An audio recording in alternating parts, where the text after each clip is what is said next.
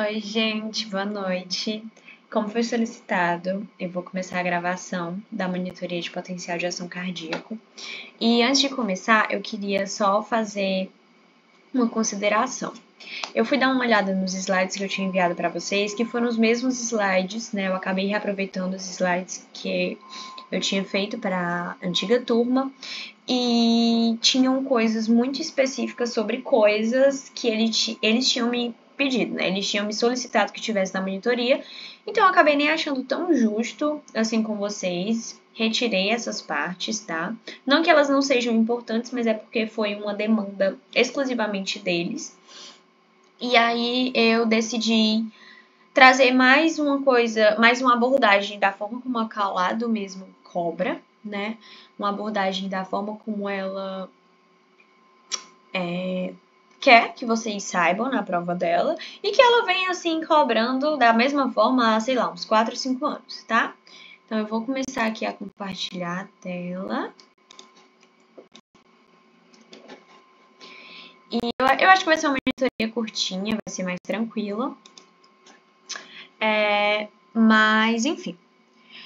Gente, potencial de ação cardíaco, né? Então vamos lá.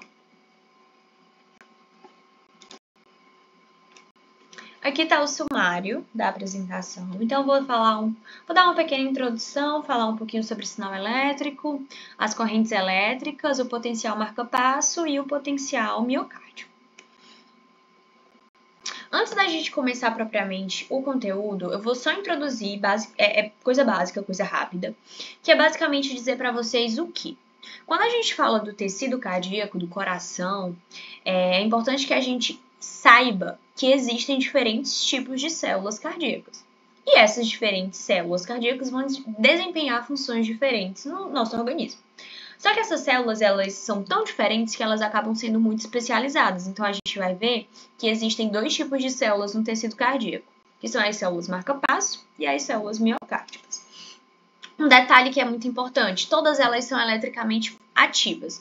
Marina, o que significa dizer que elas são eletricamente ativas? Significa que elas vão produzir um sinal elétrico e esse sinal elétrico vai ser convertido em um potencial de ação. Não sei se vocês lembram sobre a neurofisiologia, mas quando existe um potencial de ação, esse potencial de ação, quando ele é formado por um estímulo, por um sinal elétrico, ele é capaz de provocar algumas respostas. No nosso caso, essas respostas, elas são respostas de contração.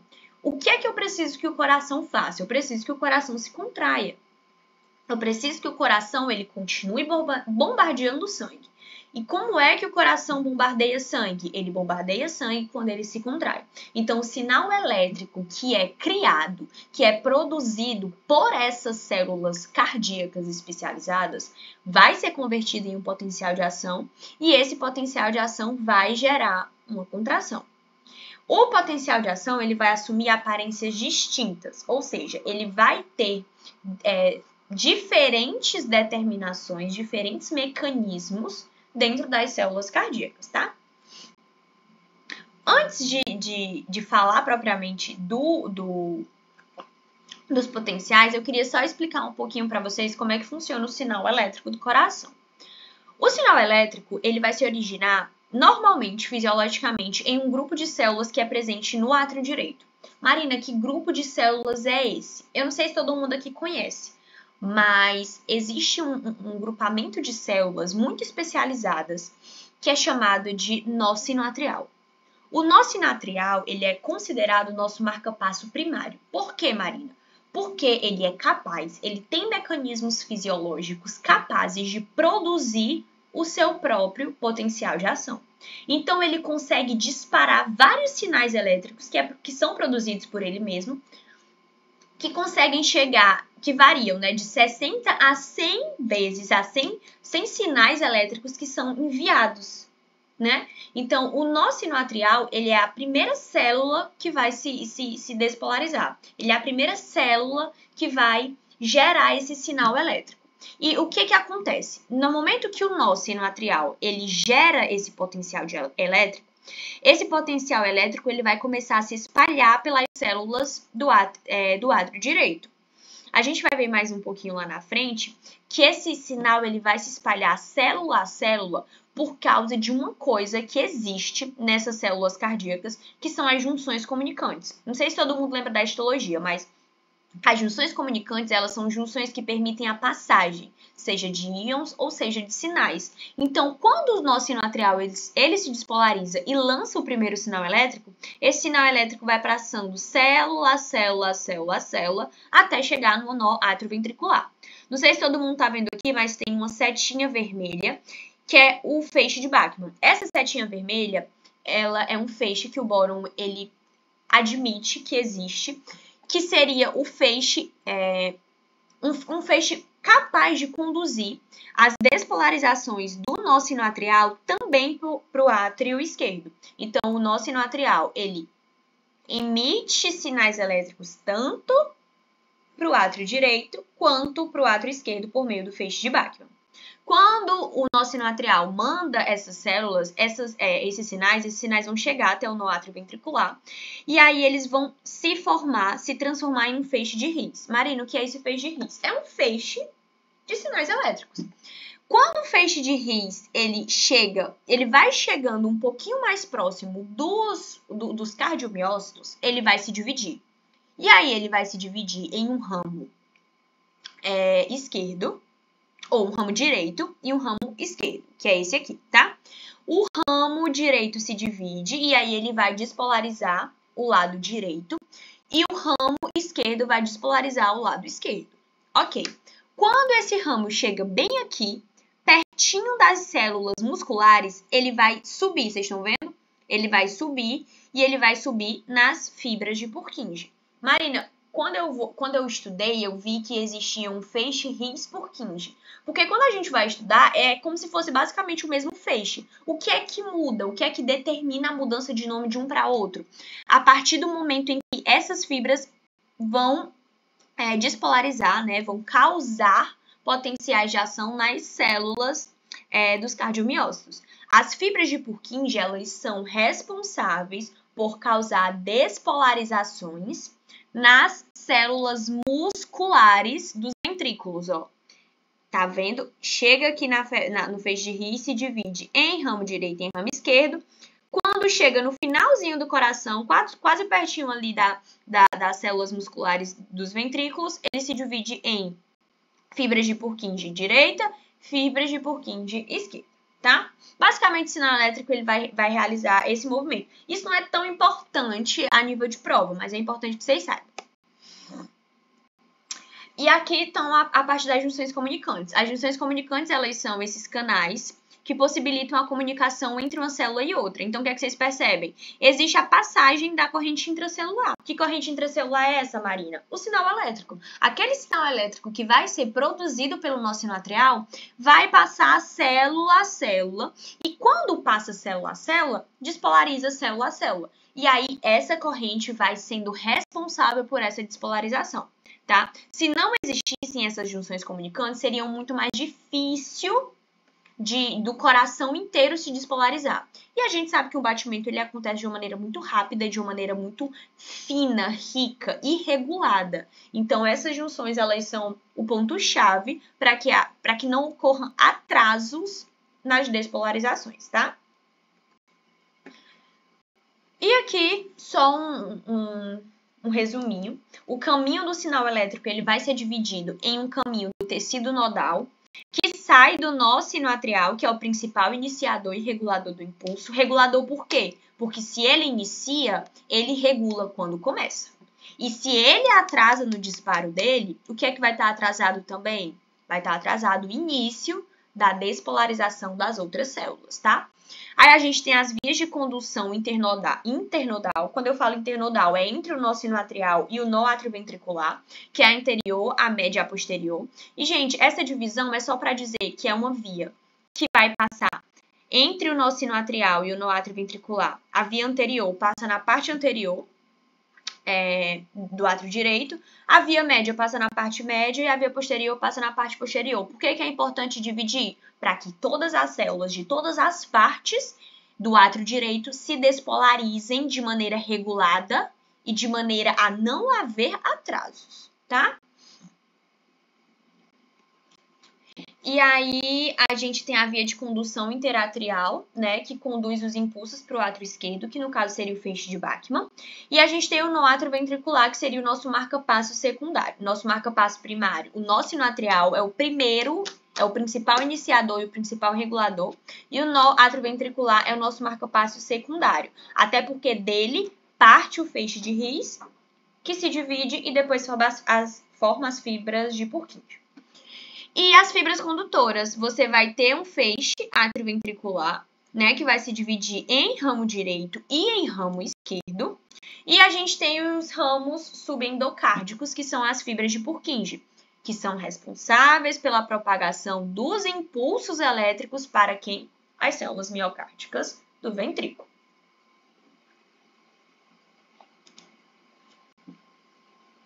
Então, resumindo, o impulso elétrico tem início no nó sinoatrial, nosso marca-passo primário, passa pelas vias de condução internodal. Internodal por quê? Entre o nó sinoatrial e o nó atrioventricular. E interatrial, passa do átrio direito para o átrio esquerdo, pelo feixe de Bachmann, chega ao nó atrioventricular, segue pelo feixe de His e finalmente é transmitido pelos ramos do feixe e pelas fibras de Purkinje. Resuminho, só para vocês não perderem o fio da meada e conseguirem entender como é que o sinal elétrico ele se caminha, né, pelo coração. E aí a gente começa a falar sobre o potencial de ação cardíaco propriamente dito. A gente pode caracterizar os potenciais de ação cardíaco como lentos ou como rápidos. Como eu havia falado para vocês, existem dois tipos de células no nosso coração. A gente tem as células nodais, as células do marca-passo, e existem as células miocárdicas, né? As células do músculo, as células musculares. Uma coisa que é muito importante saber é que existem dois tipos de potencial de ação cardíaco, potenciais lentos e potenciais rápidos, potenciais de ação que são considerados lentos e outros rápidos. As células nodais, eu coloquei aqui como representatividade o nó sinoatrial, que é o nosso marca-passo primário, mas também serve para o nó atrioventricular.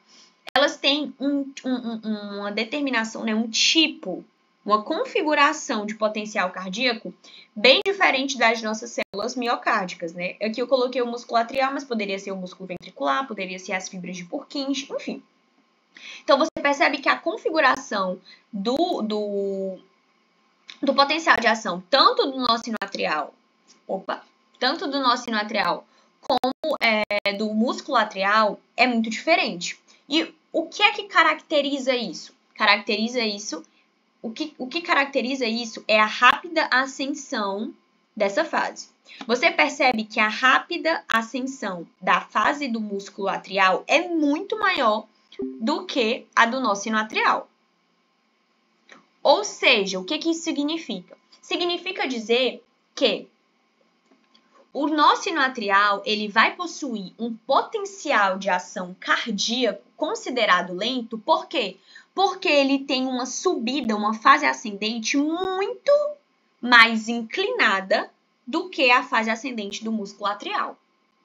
Então, o nó sinoatrial é considerado um potencial de ação lento e as células do músculo atrial são consideradas células de potenciais de ação cardíaco. Quando eu falo nó sinoatrial, eu estou falando de células nodais como um todo, eu estou falando de marca-passos, sejam primários, sejam secundários. Então, o potencial de ação do nó atrioventricular também seria considerado lento. Então, como eu falei para vocês, pela velocidade da fase ascendente, a gente vê que como a velocidade, né? Como a fase ascendente do nó sinoatrial, ela tá um pouco mais inclinada do que a do músculo atrial, que tá bem mais reta, ela é considerada um potencial de ação lento. Então, como exemplos de potencial cardíacos lentos, a gente tem o nó sinoatrial e o nó atrioventricular, e como potenciais de ação rápido, o músculo atrial, o músculo ventricular e as fibras de Purkinje.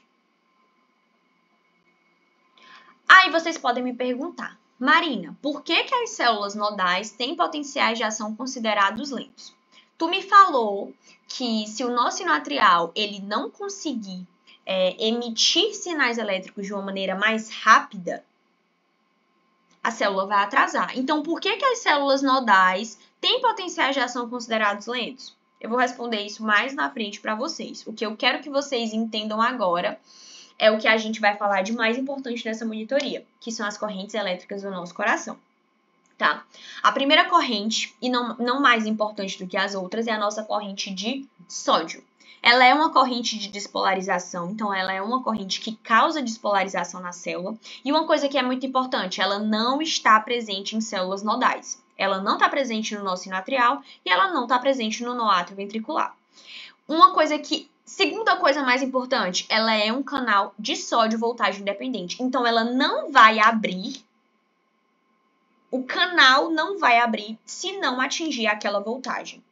Quando você é um canal voltagem independente, você precisa da voltagem para que o canal abra. Então, se não atingir a voltagem, não tem abertura de canal.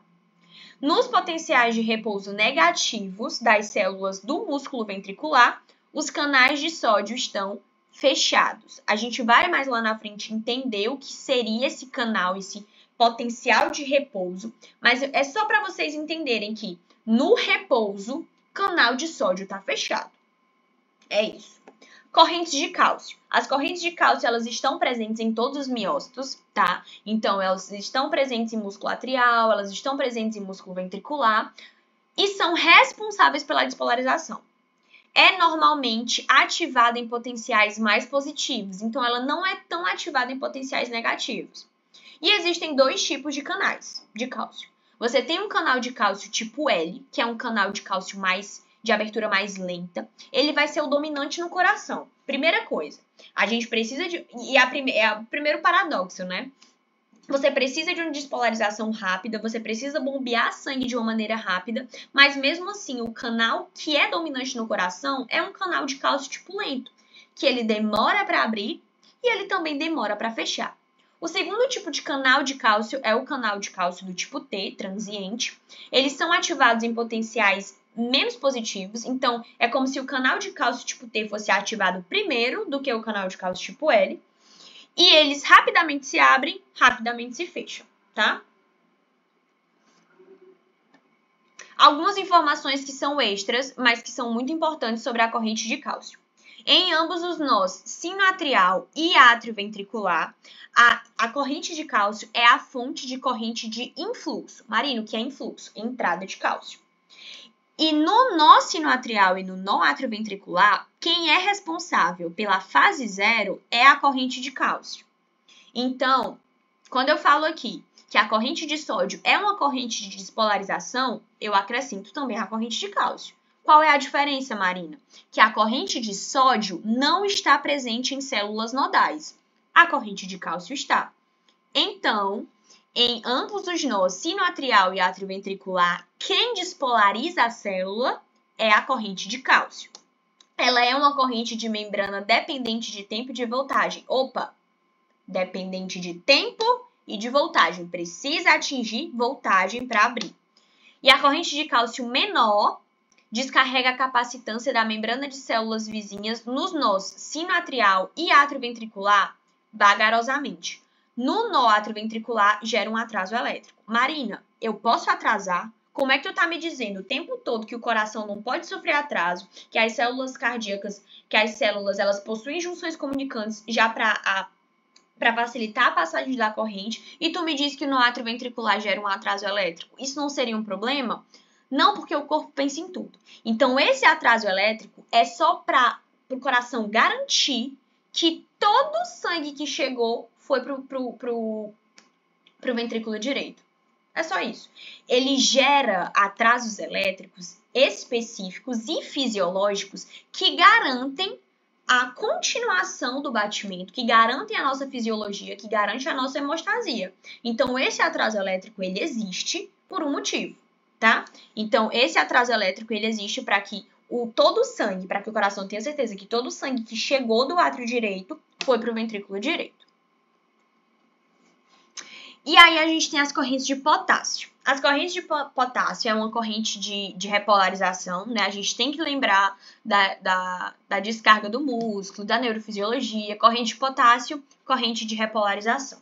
A corrente de potássio ela vai se dividir em 5. Você tem uma IK1, que é uma corrente retificadora, a IKSR, a IKGIC, a IKATP e a IKTO. Marina, a IK1, ela é importante? Ela é muito importante. Ela é uma corrente retificadora, ela é uma corrente discreta. O que é que significa ser uma corrente retificadora? Que ela pode retificar o potássio para dentro ou pode retificar o potássio para fora. Então, em determinadas ocasiões, SK1 pode retificar o potássio para dentro.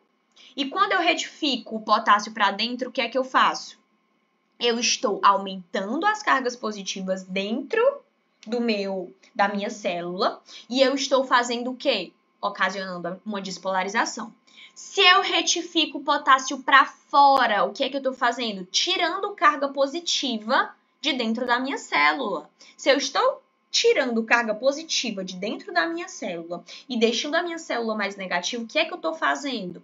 Eu estou hiperpolarizando a minha célula. Então, a IK1, ela retifica para dentro ou para fora, ocasionando hiperpolarização ou despolarização de acordo com a necessidade daquele mecanismo.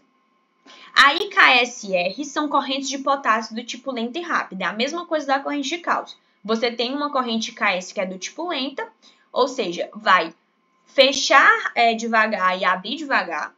E você tem uma IKR, que é uma corrente mais rápida. Rapidamente o canal fecha, rapidamente o canal abre, tá?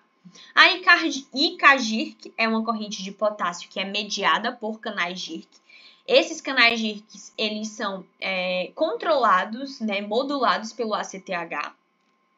Você tem a IKATP, que são canais de potássio sensíveis a ATP, eles são ativados em baixo ATP. Então, quando você tem uma perda de energia, baixo ATP, eles são ativados. E você tem IKTO, que é uma transiente de efluxo. Na IKTO, ela é muito mais rápida do que a IKR, tá? Ela é bem mais rápida. Ela rapidamente abre só para dar um efluxozinho de potássio, só para dar uma hiperpolarizada e rapidamente ele fecha. A gente vai ver para que serve. Das correntes de potássio, a que eu quero que fique gravada na cabeça de vocês são as que eu quero, né? A IK1, que é a nossa corrente discreta retificadora, a IKR e a IKS e a IKTO. A corrente Fanny é uma corrente que é encontrada principalmente em células nodais e nas fibras de Purkinje. A corrente Fanny, ela é uma corrente de íons. Ela é uma corrente, eu não vou dizer que ela é uma corrente de potássio, uma corrente de sódio, uma corrente de cálcio, não, ela é uma corrente de íons. Ela é um canal de cálcio não específico. Ou seja, quando eu ativo a corrente Fanny, eu ativo a entrada, eu ativo, né, o influxo de inúmeros canais, inúmeros cátions não específicos, ou seja, elas podem conduzir tanto potássio quanto sódio, então não é específico para nenhum íon. E aí, quando eu ativo a corrente Fanny, esses cátions, eles entram e auxiliam no processo de despolarização, tá? Então, assim, são correntes elétricas muito importantes, tanto a corrente de sódio quanto a corrente de cálcio, do tipo L e do tipo T, quanto a corrente de potássio, principalmente IK1, IKSR e IKTO e a corrente Fanny, é o que eu preciso que vocês saibam, é o que eu preciso que vocês aprendam, tá? Agora a gente começa a brincadeira. Quando eu falo de um potencial marca-passo, como eu falei ali atrás, o potencial marca-passo, ele tem uma configuração diferente do potencial miocárdico. Então, o potencial do nó sinoatrial e o potencial do átrio ventricular é totalmente diferente do potencial dos miócitos, tanto ventriculares quanto atriais e as fibras de Purkinje. E aí eu quero discutir com vocês cada partezinha, quais são as correntes que existem nessas partes e o que é que elas vão nos representar. A primeira fase do potencial marca-passo é a fase do potencial diastólico máximo.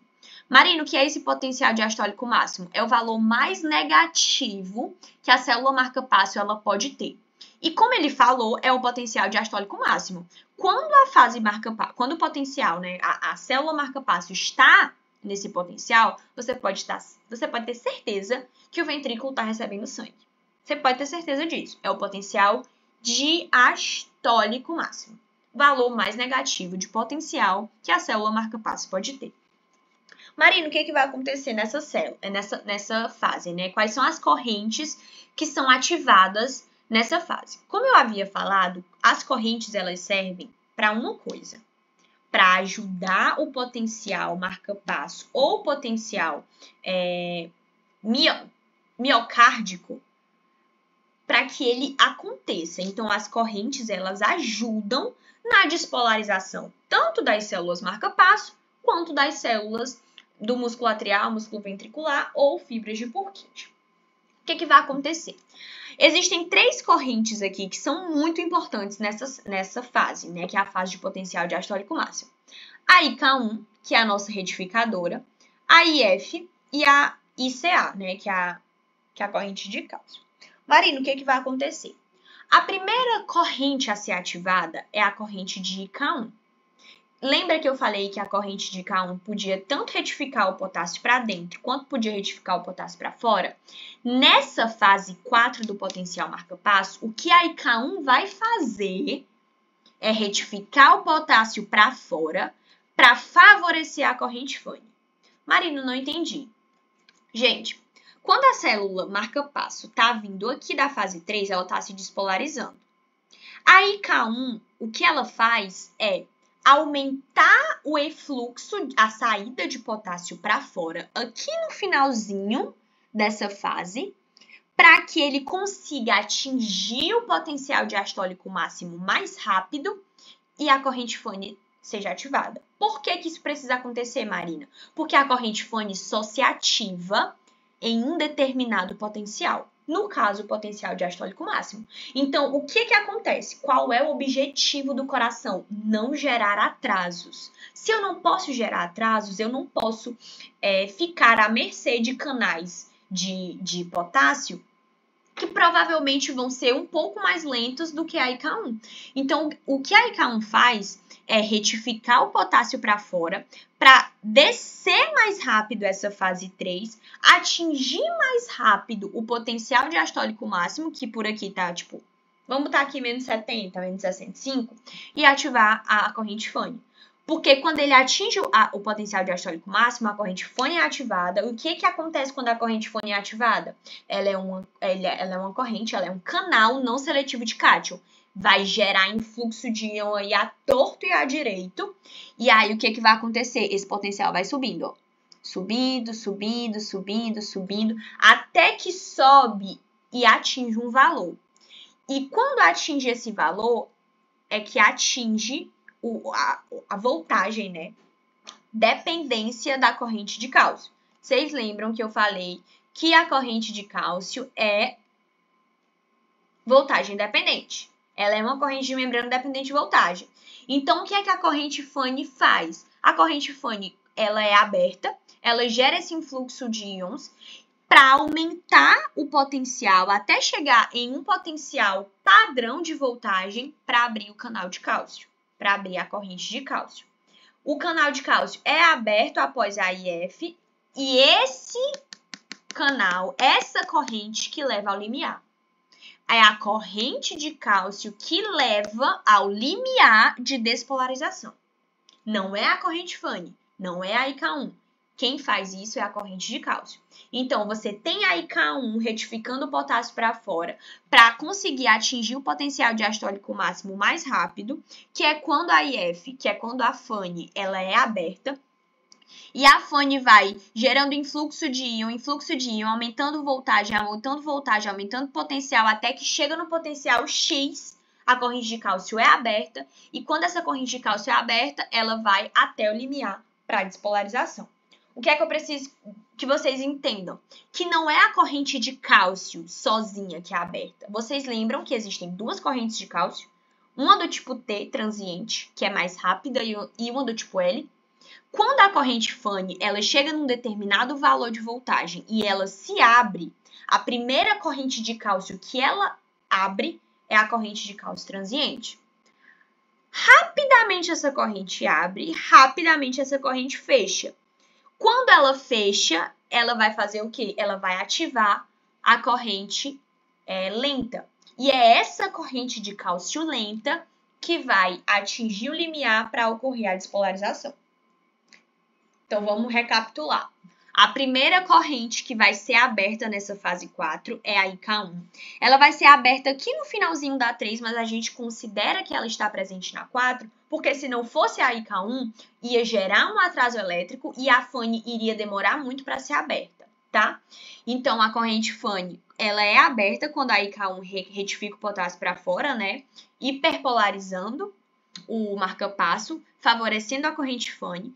E aí, quando atinge o potencial diastólico máximo, a FANE é ativada e a FANE gerando influxo de íons, aumentando o potencial daquela célula, porque gera influxo de íons para dentro, íons positivos, né, cátions. E aí, ele chega. Quando a corrente FANE faz com que a célula marca-passo chegue em um determinado potencial, abre a corrente de cálcio transiente. Rapidamente ela abre, rapidamente ela fecha. Na hora que ela fecha, abre a corrente de cálcio tipo lenta até um potencial de limiar de menos 55 a menos 40. Que é exatamente... E aí existe, né? Calma. Que é exatamente essa fase de despolarização rápida. Gente, eu coloquei esse slide porque, assim, vocês podem me perguntar. Ok, Marina, beleza. Entendi que a IK1 retificou o potássio para fora, ajudou o potencial, né, marca-passo, chegar no potencial diastólico máximo para a abertura da FANE. Mas e se a IK1 retificar o potássio para dentro, o que acontece? Ele vai retardar, vocês percebem? Se eu retifico o potássio para dentro, eu vou estar aumentando o valor de potencial. Só que se eu aumento o valor de potencial, é muito mais difícil eu chegar nesse potencial diastólico máximo, que é o valor mais negativo. Então, o que acontece? Eu vou retardar o aparecimento da IF. Se eu vou retardar o aparecimento da IF, eu vou dificultar a geração da frequência cardíaca. E se eu dificulto a geração da frequência cardíaca, eu tenho uma taquicardia? Não, eu tenho uma diminuição da frequência cardíaca, eu tenho uma bradicardia, tá? Então, quando a IK1 retifica o potássio para dentro, o potencial de membrana não vai negativar em uma velocidade esperada para ativar a IF. Porque se eu tenho uma IK1 retificando para fora, rapidamente eu hiperpolarizo, rapidamente eu atingo o potencial diastólico máximo. Se eu não tenho essa IK1 retificando para fora, mas sim para dentro, eu vou retardar o aparecimento da IF. E se eu retardo o aparecimento da IF, eu retardo a fase 4 e retardo a frequência cardíaca. E aí, a gente tem a fase 0, que é a fase de despolarização rápida, que é deflagrada pelo canal de cálcio tipo L. Tá aqui, canal de cálcio tipo L é aberto lá no limiar, né? O que acontece? O canal de cálcio tipo L, ele vai ser aberto um pouquinho antes aqui na fase 4, mas é ele que continua e ele que não só o canal de cálcio tipo L deflagra a fase 0, como ele perpetua essa fase 0, tá?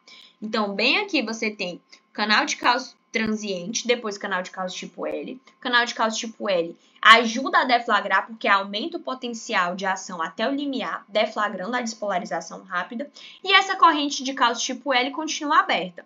Marina, qual é a diferença do 4 para o 0? Porque eu poderia muito bem abrir o canal de cálcio tipo L e já deflagrar a fase 0. É a quantidade de canais que são abertos.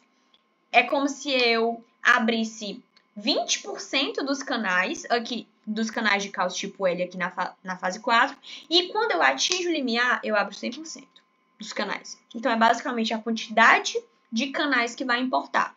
Por quê? Porque se eu abrisse 100% dos canais bem aqui, eu já ia deflagrar minha fase 0 bem aqui. E eu preciso dos canais de cálcio tipo L para chegar no limiar. Quando eu chego no limiar, eu despolarizo. Então, essa fase 0 também é determinada pelos canais de cálcio tipo L, que abrem-se e fecham-se lentamente. É uma longa condutância e mantém a despolarização.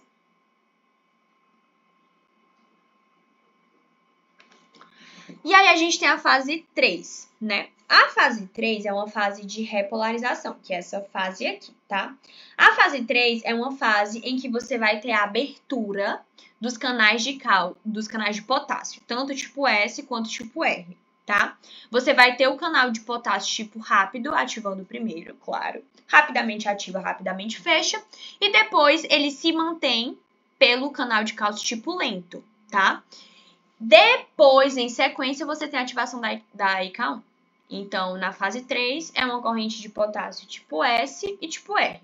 Gente, é a famigerada hiperpolarização, né? Abre potássio, o potássio começa a sair, só que primeiro você tem o IK tipo R, que é a rápida, e depois o IK tipo S, que é a mais lenta. E lá no finalzinho, você abre a IK1 para retificar o potássio para fora, para dar uma ajudadinha a chegar no potencial da FANE. Então, por que as células nodais têm potenciais de ação considerados lentos? Ao contrário dos potenciais de ação em muitas outras células, como as miocárdicas, as correntes despolarizantes nas células nodais são correntes de cálcio tipo Q, lentas. Quem despolariza a célula nodal, quem faz com que esse eixo suba, é uma corrente de cálcio tipo lenta. É exatamente por isso que o potencial de ação do marca-passo é do tipo lento. Isso atrasa, Marina? Não atrasa. Por quê? Porque, embora elas sejam correntes de cálcio tipo lenta, não chega a ser tão lenta a ponto do teu batimento retardar completamente. Como é que pode retardar? Se eu diminuir K1, por exemplo. Se eu retificar o potássio não mais para fora, mas para dentro. Tá? Essa corrente de cálcio tipo lenta, ela só é mais lenta em relação à corrente rápida de sódio. A gente vai ver mais lá na frente. Quem deflagra o potencial nas células miocárdicas é uma corrente rápida de sódio, diferentemente da corrente de cálcio tipo lenta, tá?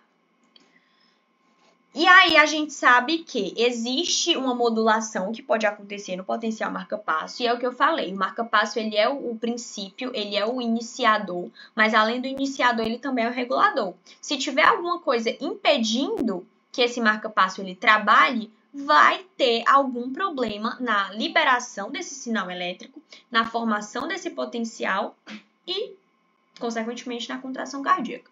Então, em princípio, o nosso sino atrial pode retardar a taxa de disparo do seu marca-passo por 3 mecanismos. É um efeito cronotrópico negativo. Então, ele diminui a sua frequência. Pela velocidade de despolarização diastólica, pela negatividade do potencial diastólico máximo ou pelo valor de limiar de excitação. Marina, não estou entendendo nada. Então, bora lá. O que eu falei para vocês? Quem despolariza, quem inicia essa despolarização, não estou falando da despolarização rápida, eu estou falando da despolarização do marca-passo, é a corrente FANE. A FANE ela é ativada aqui no potencial diastólico máximo e ela vai subindo, subindo, subindo, subindo, subindo. Chega num determinado valor, ativa a corrente de cálcio tipo T, depois ativa a corrente de cálcio tipo L, a corrente de cálcio tipo L chega até aqui, deflagra o potencial de ação e assim continua. O que acontece? Eu tenho uma IF, eu tenho uma FANE, que dá início a essa despolarização diastólica, tá? Marina, o que vai acontecer? Se eu chego para você e eu digo assim, eu estou diminuindo a IF, eu estou diminuindo a quantidade de canais de corrente FANE. Gente, se eu estou diminuindo a quantidade de canais de corrente FANE que são responsáveis por dar início a essa despolarização, vocês concordam que eu vou ter uma despolarização mais lenta? Por quê? Porque eu não vou ter mais a mesma quantidade de canais sendo abertos para que eles sejam, para que eles comecem, para que eles deem início a essa despolarização diastólica. E aí o que vai acontecer? Vai acontecer que a diminuição da IF, se eu diminuo o fator preponderante, se eu diminuo o princípio da despolarização diastólica nessa faixa, eu vou lentificar a ascensão do potencial até o limiar de excitação. Diminuir o que me dava carga, diminuir o que aumentava o meu potencial. Se eu estou diminuindo, eu vou lentificar essa ascensão aqui. Vocês estão vendo que a curva está um pouco mais inclinada? E se eu lentifico essa ascensão, eu vou ter uma frequência, um batimento cardíaco, uma promoção de sinal mais deficiente, né? Mais devagar. Então, ó, o grau de inclinação da despolarização durante a fase 4 pode diminuir. Desse modo, aumentando o tempo necessário para esse potencial de ação, para esse VM aqui alcançar o limiar. O limiar, gente, ele não vai mudar, ele continua, ó, menos 40, tá vendo?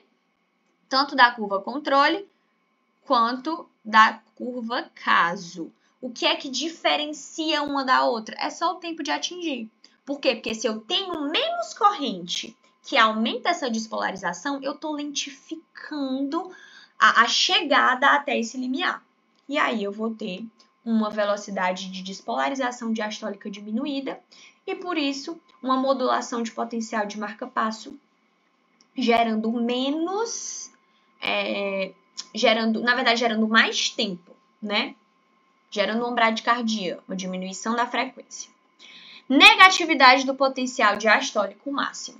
O potencial diastólico máximo que eu tinha falado para vocês é o ponto, é o valor mais negativo de um potencial, certo? Só que eu preciso de quem para atingir esse potencial? Da IK1. Eu preciso que a IK1 se abra e atinja esse valor. Eu preciso que a IK1 se abra para atingir o potencial diastólico máximo. Não preciso? Preciso. E se eu aumento a IK1? Como assim, Marina? E se eu aumento tanto a IK1 que eu hiperpolarizo tanto que o meu potencial diastólico máximo ficou mais negativo do que era?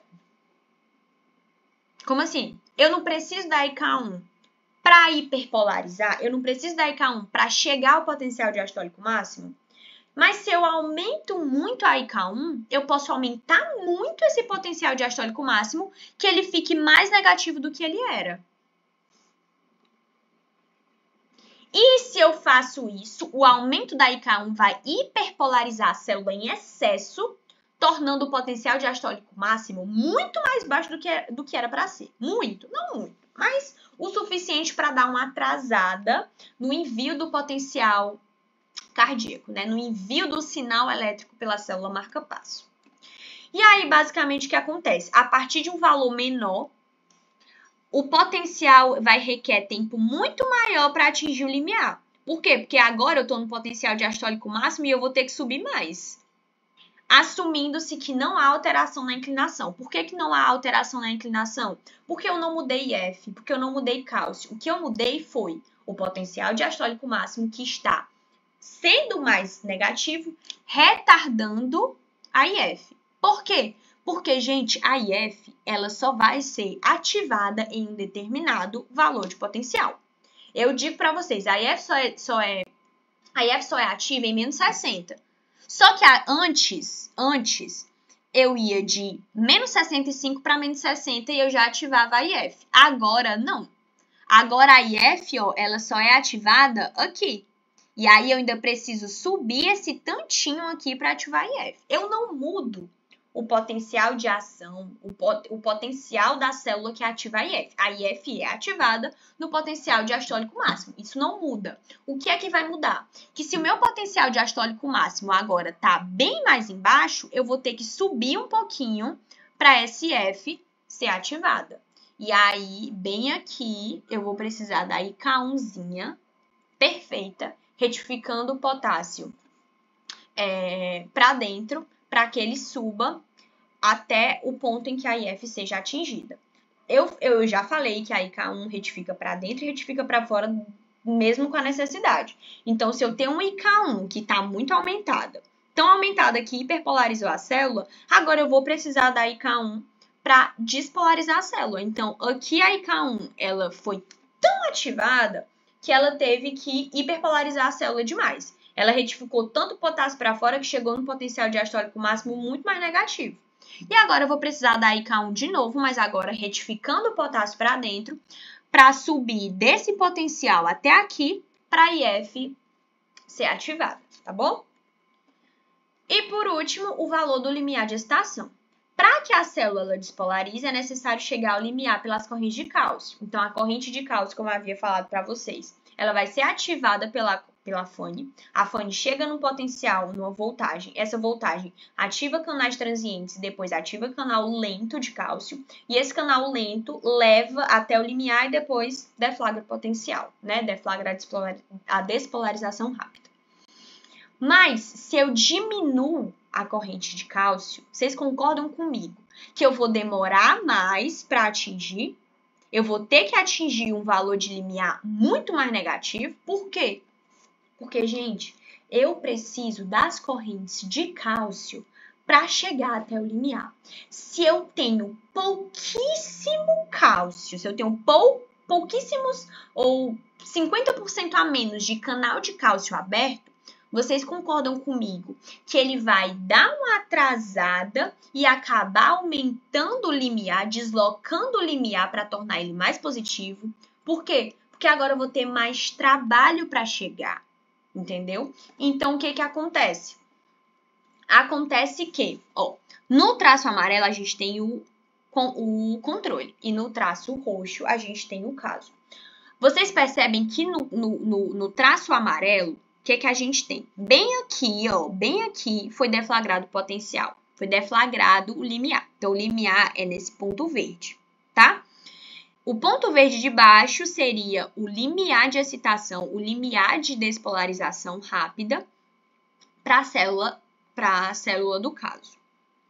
Para a célula do controle? Não, para a célula amarela, que eu acho que é do controle. Desculpa, gente, do controle. E aí, bem aqui, vocês percebem que o limiar, ele mudou, ele aumentou um pouquinho para a célula caso e para a célula controle, tá? Então, aqui no tracinho amarelo, que é o controle, você tem, aqui é uma célula normal, você tem um limiar de excitação nesse tracinho verde. Na célula caso, que é a célula roxa, que é a célula com problema, que é a célula que tem diminuição da corrente de cálcio, o que é que você tem? Você tem um limiar mais positivo. Então, no traço amarelo, os canais de cálcio eles foram abruptamente abertos. Ou seja, você tem um limiar mais baixo e aí abruptamente os canais de cálcio tipo lento já se abriram e já deflagraram o potencial. No traço roxo, que é o nosso caso, os canais de cálcio eles demoraram muito para abrir. Por que eles demoraram muito para abrir? Porque eles têm menos corrente, porque eles têm menos canais de cálcio disponíveis. Então, você acabou lentificando o limiar e acabou tendo que atingir um limiar um pouco mais positivo. Não é muito mais positivo, não, é um pouco mais positivo. Só que esse pouco mais positivo, por causa da diminuição das correntes de cálcio, gera um atraso, tá? Então, assumindo-se que não há nenhuma alteração no potencial diastólico máximo, ou que a gente não tem nada de K1 demais hiperpolarizando, ou na inclinação, né, dessa despolarização, ou na corrente Fanny, que está diminuída, VM requer mais tempo para alcançar agora um limiar mais positivo, que é causado por uma diminuição das correntes de cálcio, que são responsáveis por deflagrar o potencial de despolarização. Se eu tenho uma corrente que é responsável por propagar, por deflagrar a despolarização rápida e eu tenho esse canal diminuído, eu tenho essa quantidade de corrente diminuída, eu vou ter um atraso e eu vou ter um aumento desse limiar, tá? E aí, só para dar um feedback, a velocidade de despolarização diastólica torna mais lenta a ascensão do potencial para atingir o limiar pela diminuição da IF. Então, se tu tem uma diminuição da IF, tu tem mais dificuldade para atingir o limiar. Por quê? Porque eu preciso da IF para chegar no potencial, para abrir canal de cálcio transiente, para depois abrir de cálcio tipo lento, para conseguir chegar até o limiar e depois deflagrar a despolarização rápida. A parte da negatividade do potencial diastólico máximo. Se eu tenho uma IK1 que está retificando muito potássio para fora, eu vou causar uma hiperpolarização tão grande que eu vou ter um potencial diastólico máximo mais negativo. Se eu tenho um potencial diastólico máximo mais negativo, eu vou demorar mais para atingir o limiar. Então, torna o potencial diastólico máximo menor pelo aumento da IK1, pelo aumento da IK1 retificando o potássio para fora e hiperpolarizando a célula, lentificando a ascensão para se atingir o limiar de excitação. E por último, o valor do limiar de excitação, tornando o limiar de excitação mais positivo pela redução da corrente de cálcio tipo L, prolongando o tempo em que ele é atingido. E se eu tenho diminuição das correntes de cálcio tipo L, se eu tenho diminuição nas correntes de cálcio que deflagram esse potencial, eu tenho canais de cálcio que demoraram muito mais para abrir, tornando o limiar um pouquinho mais positivo, tá? Então, lembrem-se desses três processos. Mas quem é que realiza esses mecanismos reguladores, né? Normalmente o sistema nervoso autônomo, por meio do nervo vago e da acetilcolina, indo no nó sinoatrial e no nó atrioventricular. Marina, o que é que a acetilcolina ela faz? Ela vai diminuir a IF no nó sinoatrial. Se eu diminuo a IF, eu vou aumentar o tempo em que aquele marca-passo vai chegar no limiar. O que mais que a acetilcolina faz? Ela abre os canais JIRK. Vocês lembram dos canais de cálcio tipo JIRK? Os canais de cálcio tipo JIRK, eles são modulados pela acetilcolina. Quando eu abro os canais de cálcio tipo JIRK, eu vou aumentar a condutância de potássio. Se eu abro os canais de cálcio tipo JIRK, eu vou aumentar muito a concentração de K1, gerando um potencial diastólico máximo mais negativo e demorando mais para atingir o limiar. E por último, a acetilcolina lá no nó sinoatrial e no nó atrioventricular reduz as correntes de cálcio tipo lenta, tá? E aí, por outro lado, as células do nó sinoatrial, elas podem usar mecanismos opostos para aumentar a tua taxa de disparo, para aumentar a tua frequência cardíaca, que seria um efeito cronotrópico positivo, né? Esse efeito cronotrópico positivo, ele é feito basicamente pela noradrenalina, mediado pelo sistema nervoso autônomo por meio dos neurônios pós-ganglionares. A noradrenalina vai o quê? Produzir um aumento da frequência cardíaca por dois mecanismos. Diminui a frequência por 3 e aumenta a frequência por 2 mecanismos. Primeiro mecanismo, ele vai agora não mais diminuir a IF, ele vai aumentar a IF nas células nodais. Se eu aumento a IF, eu aumento a inclinação da despolarização da fase 4. E se eu aumento a IF, eu diminuo o tempo em que ela atinge o potencial do canal de cálcio e aquele canal de cálcio para atingir o limiar. Então, eu diminuo o tempo para atingir o limiar. E por último, mais ou menos importante, aumenta os canais de cálcio, né? Se eu aumento os canais de cálcio, eu vou aumentar a quantidade de canais, eu vou aumentar o boom de cálcio, e aí o limiar agora não vai ser mais positivo, vai ser um limiar mais negativo, porque eu vou abrir tão rápido, mas tão rápido, que eu vou conseguir deflagrar o potencial de uma maneira mais rápida e em um potencial menor, porque o boom de cálcio ele é tão forte, a quantidade de corrente ela é tão grande, que rapidamente ele já despolariza, tá? E aí eles parecem não alterar o potencial diastólico máximo. Então parece que a noradrenalina não tem muito o que fazer sobre a IK1. E por último, mais ou menos importante, eu vou falar rapidinho sobre o potencial miocárdico, tá? O potencial miocárdico é o potencial das células miocárdicas e ele possui algumas fases um pouquinho maiores, tá? Do que o potencial das células marca-passo. A primeira fase é a fase de repouso potencial, né, diastólico. É a fase de repouso, é a fase em que o músculo não está fazendo nada. Nessa fase, o que é que a gente vai ter? A gente vai ter a presença de nenhuma corrente, tá? Antes que vocês perguntem, não tem nenhuma corrente ali na fase 4. Não sei se vocês lembram, mas quando vocês forem ver os slides, tem lá. A corrente de sódio, ela não se abre aqui na fase 4. Não se abre. Não tem nada, não tem nenhuma corrente na fase 4, tá? É um potencial de repouso. E aí a gente entra para a fase 0, que é a deflagração do potencial de ação. Aqui existem duas correntes principais, a corrente de sódio e a corrente de cálcio. Primeira diferença, quem é que deflagra o potencial na célula marca-passo? Corrente de cálcio tipo L. Aqui, principalmente corrente de sódio. O que a corrente de cálcio ela faz é ela abrir bem aqui pelo meio para ela continuar mantendo esse potencial, mas quem deflagra é o sódio. O sódio é aberto aqui no finalzinho dessa fase 4, deflagra o potencial e quando chega pertinho do fim, se abrem canais de cálcio, que são dependentes de voltagem, e eles vão aumentar a velocidade do potencial de ação que vai ser conduzido. É isso. Qual é a principal corrente da fase 0? Corrente de sódio. Se alguém perguntar, corrente de sódio. Mas também tem cálcio, tá? Aí aqui a gente tem a fase 1. A fase 1 é um componente da repolarização rápida. Você vê que existe uma repolarização, mas logo depois ele volta ao normal, né? O que vai acontecer nesse pontinho aqui, 1? Esse pontinho aqui, ele é chamado de uma fase de período refratário efetivo.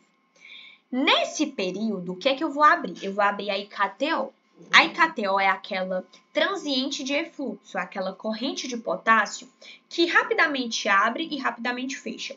Para que ela vai abrir, Marina? Ela só vai abrir para ter uma quedinha nesse potencial e eu inativar os canais de sódio ou de cálcio que ainda estão abertos. Se não existisse a IKTO, esse canal de sódio e esse canal de cálcio ele ia ficar aberto para sempre. Mas quando chega num determinado ponto, a IKTO abre, cai um pouquinho, ela hiperpolariza um pouquinho, é rapidinho, é tipo coisinha pouca.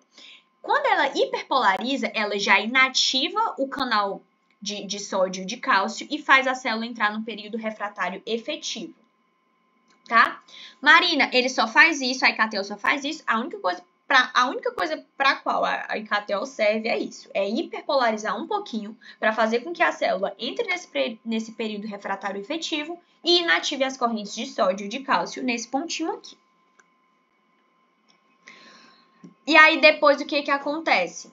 Esse período refratário efetivo, que é o período refratário absoluto, quando a IKTO hiperpolariza um pouquinho e inativa o canal de sódio e o canal de cálcio, é um período de tempo em que o canal de sódio se fecha e não permite mais entrada de sódio.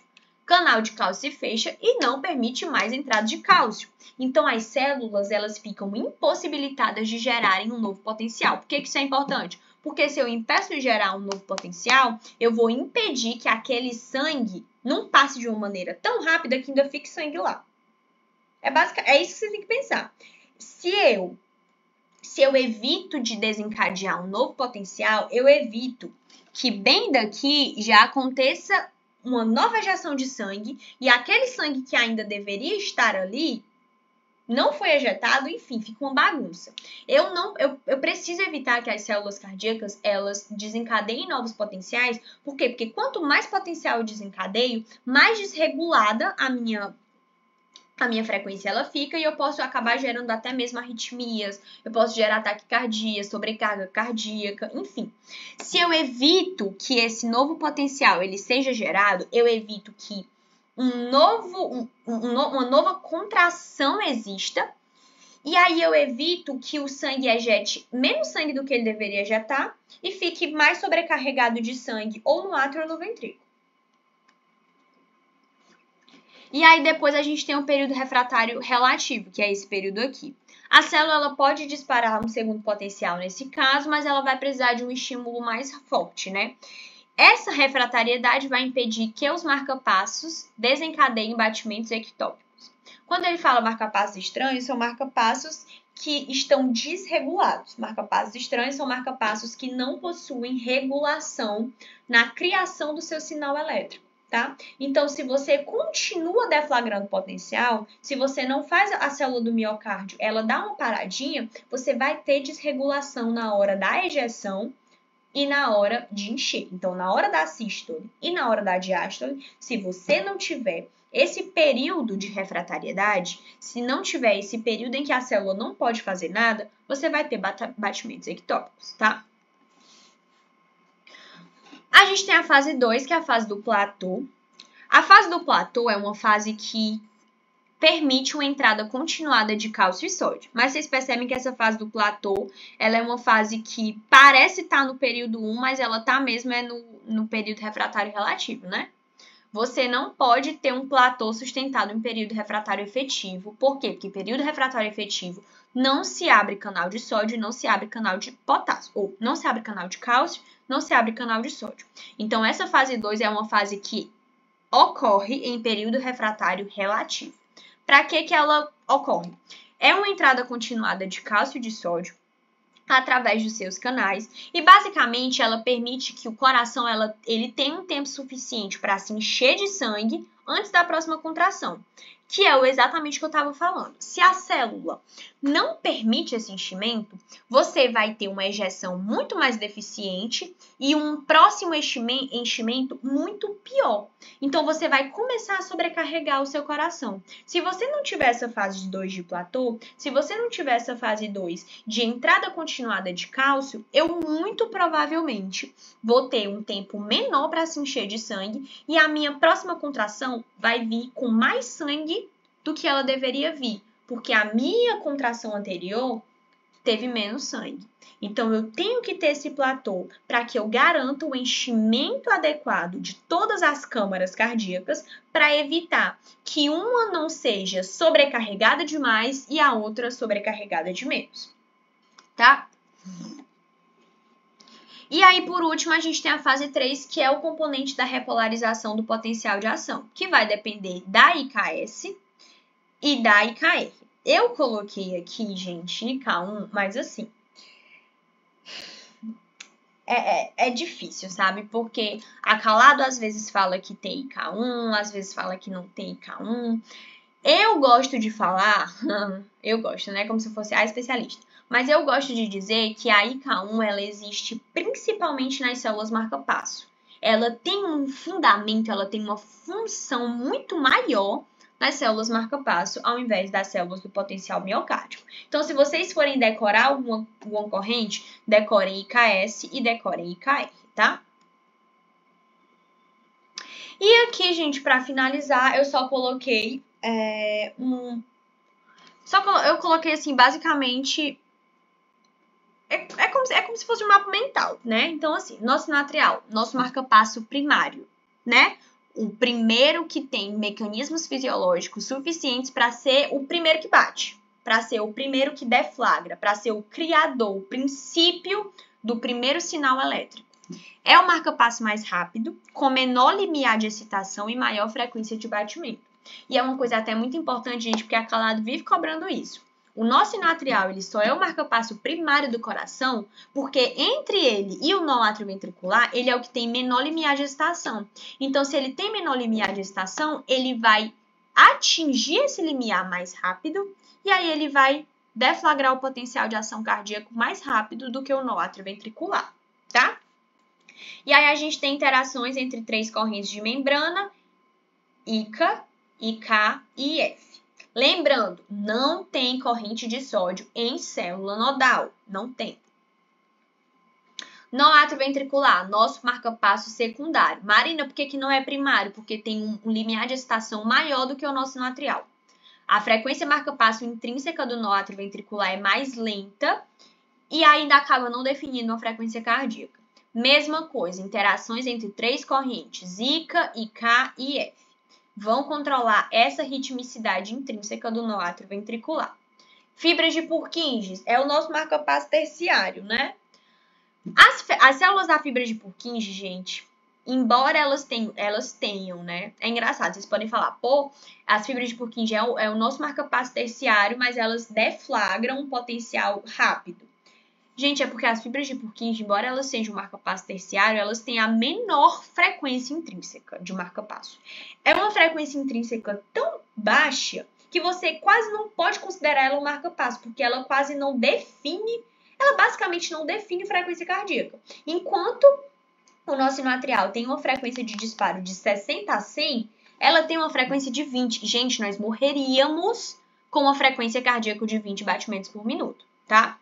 O sistema de fibras His-Purkinje origina-se no nó atrioventricular, com o feixe de His, e divide-se para formar os ramos direito e esquerdo. Fibras de Purkinje, as interações. Olha a diferença. Enquanto que no nó atrioventricular e no nó sinoatrial você tem a ICA, a IK e a IF, que é a FANE, né? Nas fibras de Purkinje, você vai ter o quê? Você vai ter a INA, a ICA, a IK e a IF. Lembrando que a IF ela não está presente nas células do músculo atrial e do músculo ventricular. Embora as fibras de Purkinje, gente, elas têm uma disposição como uma célula de potencial cardíaco rápido, ela tem algumas diferenças, tá? Essas diferenças, elas não vão ser cobradas para vocês na prova. A Calado, ela sempre vai fazer questão de colocar a diferença entre nó atrioventricular e nó sinoatrial e cardiomiócitos de átrio e de ventrículo, mas as fibras de Purkinje, elas são fibras de potencial de ação rápido que vão sim ter a fane. É como se a fane ela fosse uma corrente que segura um repouso quase que transitório das fibras de Purkinje, porque diferentemente dos cardiomiócitos, as fibras de Purkinje elas estão diretamente ligadas e relacionadas com o sinal elétrico, então elas não podem atrasar. Elas precisam ser um pouco mais rápidas do que as células miocárdicas, mas elas ainda são um pouco mais lentas, tá? Potencial diastólico máximo é de menos 80. Normalmente, o potencial de ação que passa através do nó atrioventricular ativa as fibras de Purkinje, ativando uma deflagração rápida. Então, olha aqui. O potencial de ação que deflagra a despolarização rápida do nó atrioventricular ativa as fibras de Purkinje. Então, quem ativa as fibras de Purkinje é o nó atrioventricular. E aí deflagra a fase rápida. Quem é que fica controlando esse repouso das fibras de Purkinje? É a IF. Mas não vai ser cobrado isso para vocês, não, tá? Músculo atrial. O potencial de ação atrial depende de 3 componentes de membrana, INA, IK e ICA. Não há atividade normal espontânea no músculo atrial, então o músculo atrial precisa sofrer, ele precisa receber um estímulo, ele não vai ter atividade normal espontânea, tá? E a mesma coisa, tem 4 feixes condutores, feixe de Bachmann interatrial e 3 vias internodais, parte anterior, parte média e parte posterior. E por último, o músculo ventricular. Após o potencial de ação alcançar o nó atrioventricular, ele segue pelas fibras de His-Purkinje, que vai se dividir no ramo direito e no ramo esquerdo. Quando ela chega bem aqui, forma o feixe, o feixe de His, né? Feixe de His direito, feixe de His esquerdo. E bem aqui no finalzinho formam as fibras de Purkinje, que são as responsáveis por deflagrar o potencial de ação nas células miocárdicas ventriculares. O acesso entre o músculo atrial e os ventrículos é o nó atrioventricular, que é exatamente o nosso marcapassozinho secundário. O músculo ventricular tem 3 principais correntes e não possui IF. Quem é que não possui IF? Músculo atrial e músculo ventricular. As fibras de Purkinje possuem, tá? Quem é que não possui corrente de sódio? Nó atrioventricular e nó sinoatrial. Então, só para dar uma finalizada, para que o potencial passe para os músculos ventriculares, a gente precisa lembrar da existência de correntes de cálcio. As correntes de cálcio são essenciais para esse ponto, tá? Então, a partir de um potencial de repouso de menos 80, o potencial de ação é deflagrado pela ativação da corrente de sódio. Lembrar, quem deflagra potencial de ação em músculo ventricular e atrial não é corrente de cálcio, é corrente de sódio, tá? A repolarização rápida, que é a fase 1. Essa repolarização rápida, que é precedida pela IKTO, é uma repolarização que acontece única e exclusivamente para inibir, para fechar os canais de cálcio e os canais de sódio, para que o potencial não suba infinitamente, tá? Ao final do platô, a célula começa a repolarizar à medida que a corrente de potássio aumenta a magnitude. E por último, a fase de repolarização, que é a fase 3, que vai possuir principalmente corrente de sódio tipo rápida, que é a primeira a ser ativada, e corrente de sódio tipo lenta, que é a segunda a ser ativada, tá? Essas foram as minhas referências. E obrigada, gente. Qualquer coisa vocês podem falar comigo. Acho que muita gente tem meu número. E depois eu mando forms pelo Elias. Beijos.